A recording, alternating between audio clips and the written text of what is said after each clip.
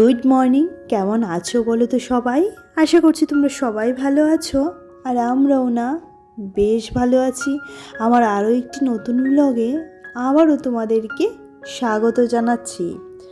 আর ঘড়িতে বাজে সকাল 8টা। দেখো চা নিতে চলে আসলাম। এবার চা ঠা খেয়ে ঘর মুছে ঘর পরিষ্কার করে ঘর দূর মুছে তারপর স্নান করে পুজো দেব।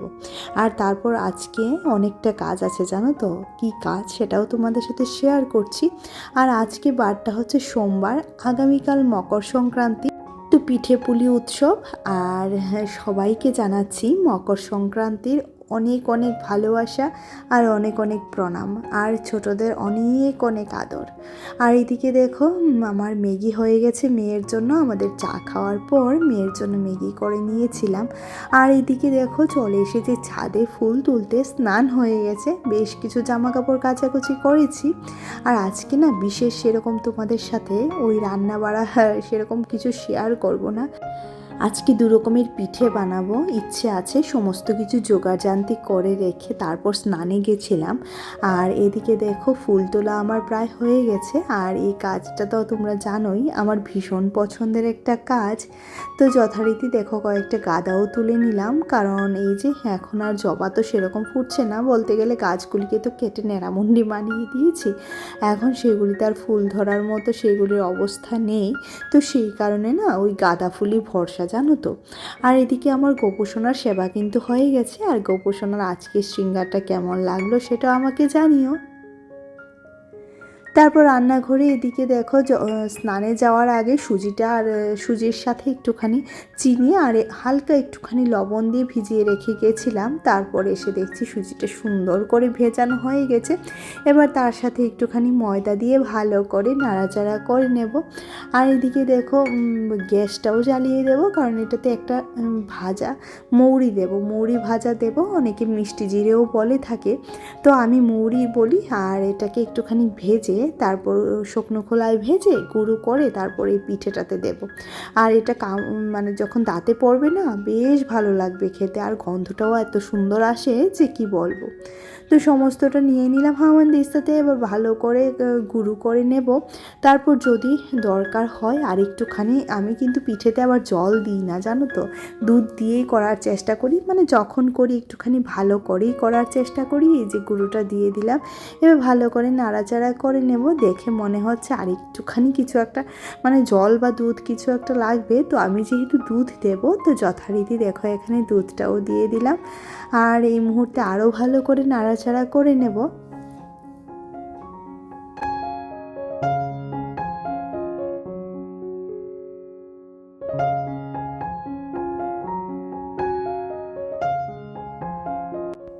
তারপর কড়াইয়ে তেল গরম হয়ে যাওয়ার পর একটু একটু করে দিয়ে পিঠেগুলি ভেজে নেওয়ার পালা।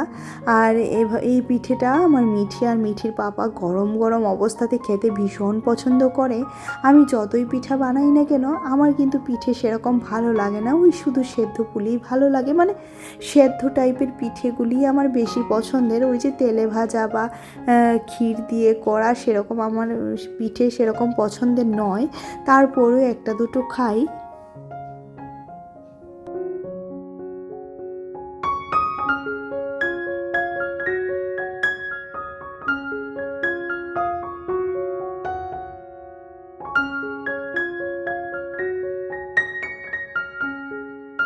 সুন্দর করে পিঠেটা ভাজা হয়ে যাওয়ার পর তুলে নেব। আর কেমন হয়েছে অবশ্যই জানিও কিন্তু। আর এদিকে আমার মা লক্ষ্মী চলে এসেছে, তো ওনাকে প্রথম পিঠেটা দিলাম, বলছিলাম কেমন হয়েছে রে, বলছে দারুণ হয়েছে। তো আবার লাইকও করে দিয়েছে, আবার বলছে সবাইকে বলবে যাতে লাইক করে দে। আর এদিকে দাঁড়িয়ে দাঁড়িয়ে না বেশ খানিকটা সময় ধরে পিঠেটা করছিলাম। আর এদিকে এই পিঠেটা হতে হতে না আমি ভাতও বসিয়ে দিয়েছিলাম, জানো তো, কারণ শুধু শুধু গ্যাস তো বন্ধ রেখে লাভ নেই, একটা একটা করে করতে থাকি। কারণ আজকে যেহেতু পিঠে নিয়ে বসেছি, কখন যে রান্না হবে আর কখন যে খাবো তার কোনো ঠিক ঠিকানা নেই, জানো তো। যেহেতু এক একখানা তরকারি রান্না করব। রাতে যেহেতু আজকে পিকনিক, বলতে গেলে আমাদের এদিকে তো মকর সংক্রান্তির আগের দিন ওই খড় দিয়ে ঘর বানিয়ে পিকনিক করতে হয়। তো সেরকম তো ঘরের মানে টাউনে তো আর খড়ের ঘর বলতে কিছুই সেরকম দেখা যায় না, তবে গ্রামে গেলে যদিও বা দেখা যায়। কিন্তু আজকে থেকে মিঠির টিচার স্টার্ট হয়ে গেছে, তো আজকে আর যেতে পারছি না। যদি পারি আগামীকাল অবশ্যই যাব। তবে আমার গত বছরের একটা ভ্লগ আছে সেরকম মকর সংক্রান্তি, ওই খড়ের ঘরগুলা, তো সেটা যদি তোমরা চাও অবশ্যই দেখে নিতে পারো। আর এদিকে দেখো ওই পিঠেগুলা হয়ে গেছে, আর এদিকে আমার ভাতও হয়ে গেছে।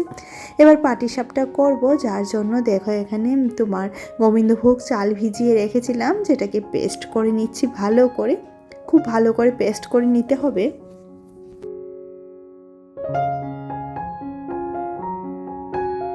তারপর এটাতে মিশিয়ে দিলাম বেশ খানিকটা চিনি, যতটুকু পিঠে মিষ্টি তোমরা খেতে চাও ঠিক ততটুকুই। আমি খুব বেশি চিনি দিই না, তারপরেও যতটুকু দরকার সেটা তো দিতেই হবে, তাই না? আর এদিকে দেখো চিনির সমেত চালটাকে করে নিলাম, একটুখানি ঘুরিয়ে নিলাম। এবার এটাতে একটুখানি দুধ দেব। আমি যে বললাম পিঠেতে আমি একদমই জলের ব্যবহার করি না, দুধের ব্যবহারটা করলেই মনে হয় পিঠেটা খুব টেস্টি হয়। আর এই যে এদিকে দেখো একটুখানি ময়দাও দিয়ে দিচ্ছি। এবার ভালো করে আবারও একটুখানি ঘুরিয়ে নেব মিক্সিতে।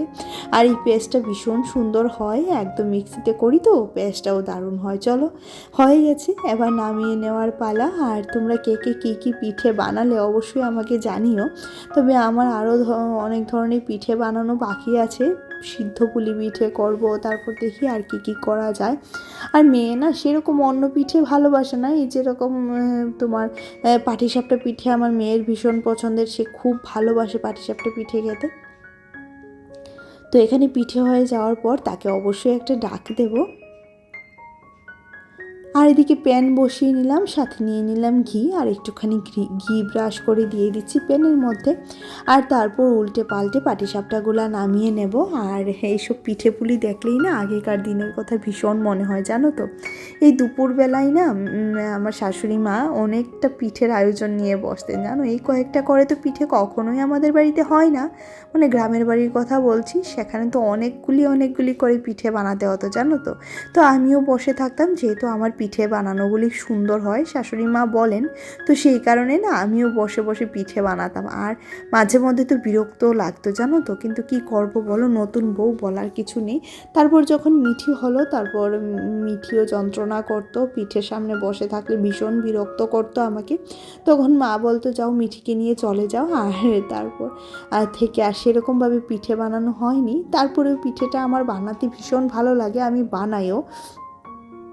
আর এই পাটিসাপটা পিঠে বানানোটা কেমন লাগলো তোমাদেরকে? আজকে দুখানা পিঠে বানিয়েছি, কীরকম লাগলো অবশ্যই কিন্তু আমাকে কমেন্ট করে জানিও, কারণ তোমাদের এক একটা কমেন্টের অপেক্ষায় কিন্তু আমি বসে থাকি। কারণ তোমরা তো জানোই এক একটা কমেন্ট আমাদের জন্য এতটা প্রয়োজনীয় যে সেটা কি বলবো। তো সেই কারণে প্লিজ কমেন্ট করতে থেকো।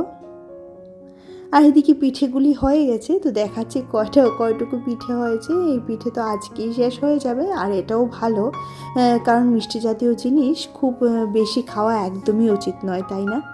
আর এদিকে দেখো বসিয়ে দিয়েছি রান্নাতে কি বসিয়েছি বলো তো, এখানে ওই শিমের বিচি সেদ্ধ করতে বসিয়েছি, মানে শিমের দানা সেদ্ধ করতে বসিয়েছি। এটা সেদ্ধ করলে মাছের মাথা দিয়ে রান্না করব। মাছের মাথা ভাজা হয়ে গেছে, ওই তেলে বেশ খানিকটা পেঁয়াজ দিয়ে দিয়েছি, আর এটা পেঁয়াজ দিয়ে আজকে রান্না করছি। গলার অবস্থা ভীষণই খারাপ, কথা বলতে বলতে যে এতবার কাটছি ভয়েস ওভারটা, কারণ এতটা পরিমাণে কাশি হচ্ছিল কথা বলতে বলতে যে কি বলবো।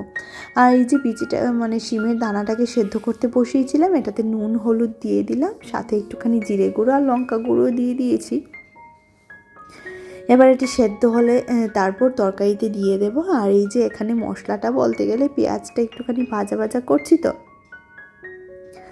ভাজা পেঁয়াজের মধ্যে মাছগুলি ঢেলে দিয়ে দেব, সাথে কিন্তু আলু আর বেগুনটাও ভেজে নিয়েছিলাম। সমস্ত কিছু ভেজে দেখো এখানে দিয়ে দিলাম কড়াইতে। এবার ভালো করে নাড়াচাড়া করে তারপর ওই যে শিমের দানাগুলা ঢেলে দেব। আর এই তরকারিটা ভীষণই ভালো লাগে, নামানোর আগে অবশ্যই ধনেপাতা দিয়ে দেব।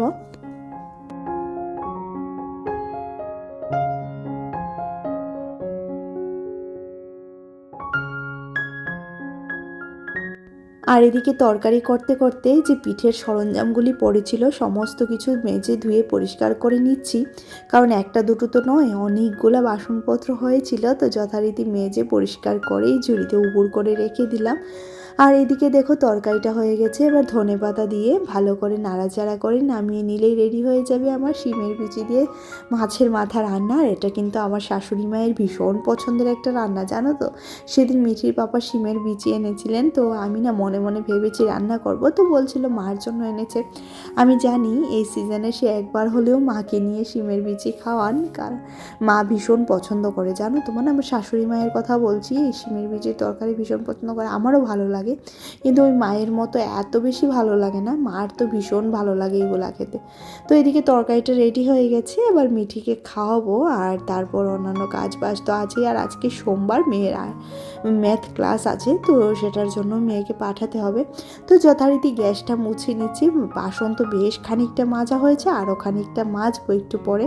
তো রোদটা কিন্তু বেশ ভালো লাগছে, জানো তো। আজকে না সেরকম ঠান্ডা নেই বললেই চলে, একদম গরম পড়ে গেছে, পুরো গরমের হাওয়া বইছে, জানো তো।